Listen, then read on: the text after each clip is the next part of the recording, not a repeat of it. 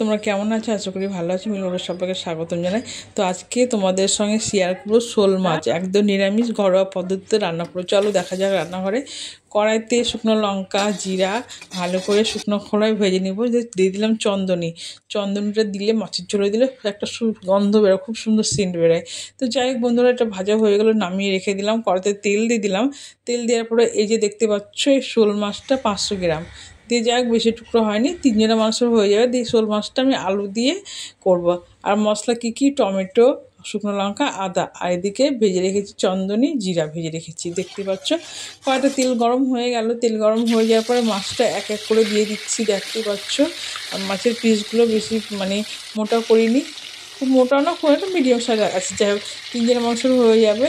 তো মাছটা খুব লাল লাল করে ভাজবো না, মোটামুটি ভাজবো, বেশি লাল লাল করে ভাজলে চিমড়া হয়ে যাবে। আর এদিকে আমি মশলাটা করে নেব। টমেটো, শুকনো লঙ্কা, আদা পেস্ট করে নিলাম। দেখতে পাচ্ছি পেস্টটা হয়ে গেল। দিয়ে এদিকে মাছটাও বেশ লাল লাল ভাজা হয়ে গেল। এবার মাছটা তুলে নেব, বেশি ভাজলে তখন চিমড়া লাগবে, ভালো লাগবে না টেস্ট। যাই হোক মাছটা তুলে নিলাম। ওই তেলের মধ্যে দিয়ে দিলাম হচ্ছে জিরা আর হচ্ছে শুকনো লঙ্কা ফোড়ন। আর জিরাটা একটু কড়া করে যেতে দেওয়া যায়, সেন্টটা এত সুন্দর বেরোয় বন্ধুরা, কি বলবো, দারুণ বেরোয়। দিয়ে দিলাম আলু টুকরোগুলো আমি হালকা সিদ্ধ করে নিয়ে জলটা ফেটে দিয়েছিলাম, যেহেতু আমার সুগার আছে, বেশি আলু খাওয়া যায় না।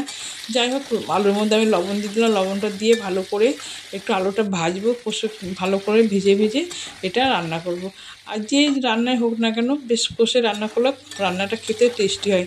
দিয়ে দিলাম হলুদটা দেওয়ার পরে দিয়ে দিলাম হচ্ছে মশলাটা, কোনটা, আদা, তারপরে আদা, টমেটো আর হচ্ছে শুকনো লঙ্কা পেস্ট করে রেখেছিলাম, সেটা ভালো করে একটু কষে নিব, নাহলে আদা টমেটোর গন্ধটা বেরাবে।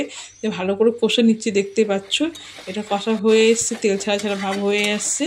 এই যে একটু ভালো করে কষে রান্না করছি, ঠিক আছে। তো এটা একদম বাঙালদের রান্না, একদম ঘরোয়া পদ্ধতির রান্না। দিয়ে দিলাম জল। আর এটা একদম বাঙালদের রান্না, আমার মা ঠাকুমারা এইভাবে রান্নাটা করতো। বেশ শোল মাছটা ডুমডুম করে আলু দিয়ে কেটে করতো।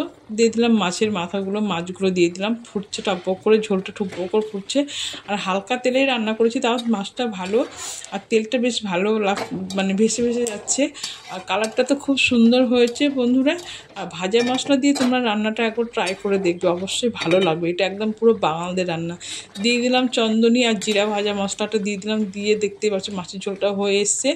একটু হালকা ঝোল রাখবো, বেশি ঝোল রাখবো না, বেশি ঝোল রাখলে ভালো লাগবে না। আমার রেসিপিটা হয়ে গেল, আমার শোল মাছের রেসিপিটা হয়ে গেল। তো তোমাদের কেমন লাগলো শোল মাছের রেসিপিটা অবশ্যই কমেন্টে জানাবে।